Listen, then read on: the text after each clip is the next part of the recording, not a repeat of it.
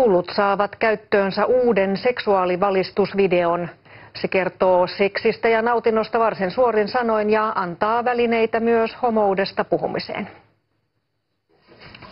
Tämän valistusfilmin nuoret rakastavaiset ovat tummaihoinen Abdu ja vaaleaihoinen Sofia.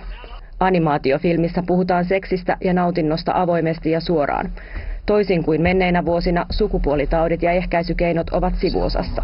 Videon tuottanut RFSU haluaa uudistaa kartalla seksistä videolla koulujen seksuaalivalistuksen. Mitä enemmän esimerkiksi nuorilla on tietoa asioista, niin sitä paremmin he pystyvät itsenäisesti tekemään päätöksiä kohdatessaan esimerkiksi sitten erilaisia vaiheita seksuaalisuudessaan.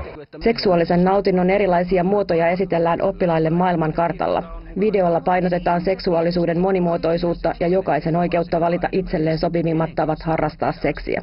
No siis se oli mun mielestä tosi hyvä, että se oli niin suora ja että sai semmoisen realistisen kuvan siitä.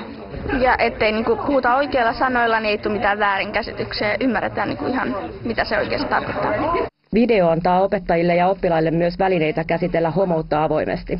Filmillä seikkailee tämä nuori Anni-tyttö, jota äiti kannustaa lähestymään ihastustaan Hannaa.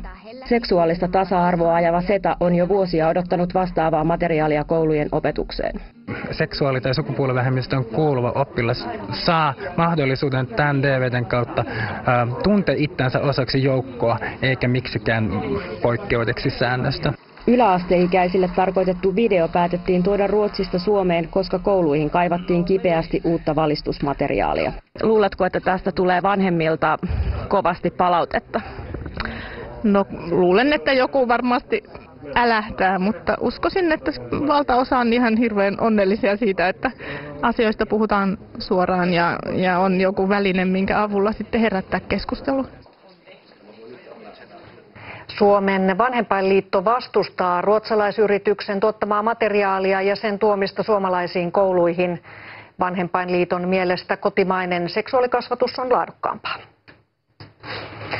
Nyt kaipaamme Matilta valistusta